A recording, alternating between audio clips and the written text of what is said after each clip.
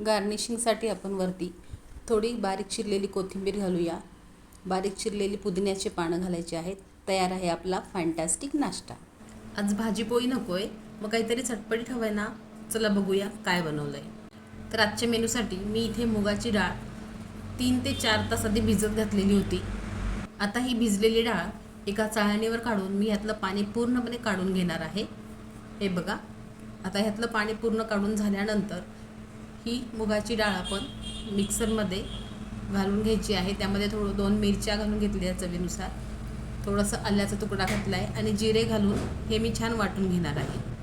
हे बघा, पहिली बॅच माझी वाटून झालेली आहे. अगदी छान बारीक वाटली गेलेली आहे. याच पद्धतीने मी बाकीची सर्व डाळ ही वाटून घेतलेली आहे. बघा, आता ह्या वाटलेल्या डाळीमध्ये आपण काही मसाले घालणार आहोत. सुरुवातीला अर्धा चमचा हळद, अर्धा चमचा हिंग, चवीप्रमाणे मीठ घालून घेतलेलं आहे. आणि आता हे पुन्हा सर्व आपण एकाच दिशेने फेटून घ्यायचं आहे. आता ह्याच्यामध्ये बाइंडिंग येण्यासाठी थोडंसं बेसन पीठ मी घातलेलं आहे. साईडला आप्पे पात्र गरम करण्यासाठी ठेवलेलंच आहे. त्याच्यामध्ये थोडं तेल टाकून मी ग्रीसिंग करून घेतलेलं आहे.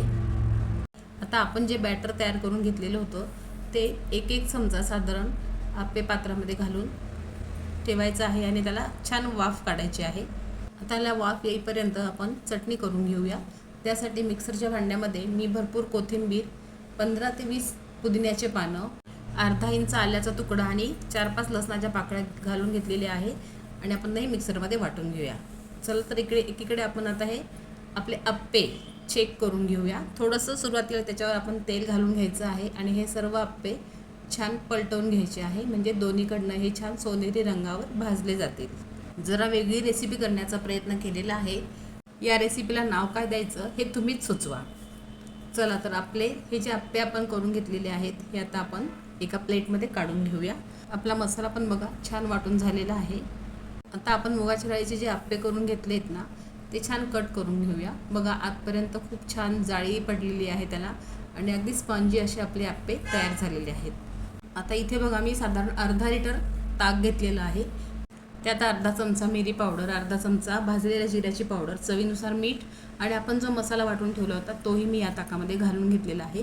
थोडंसं पाणी ॲड करून घेतलेलं आहे आणि आता हे सर्व मिश्रण हलवून घेऊया. आणि नंतर त्यामध्ये थोडासा हिंग घातलेला आहे, बारीक चिरलेला कांदा घालून घेतलेला आहे, वरतून थोडासा चाट मसाला घातलेला आहे आणि आता आपण जे आप्याचे पीसेस करून ठेवलेले आहेत ते ह्याच्यामध्ये घालून घेऊया. गार्निशिंगसाठी वरतून थोडीशी कोथिंबीर, थोडेसे पुदिन्याचे पानं बारीक करून घातलेले आहेत. पुन्हा एकदा थोडीशी मिरी पावडर, त्याचबरोबर थोडंसं तिखट घालून गार्निशिंग केलेलं आहे. कशी वाटली ही रेसिपी? आवडल्यास लाईक, शेअर, सबस्क्राईब करा. Bye bye.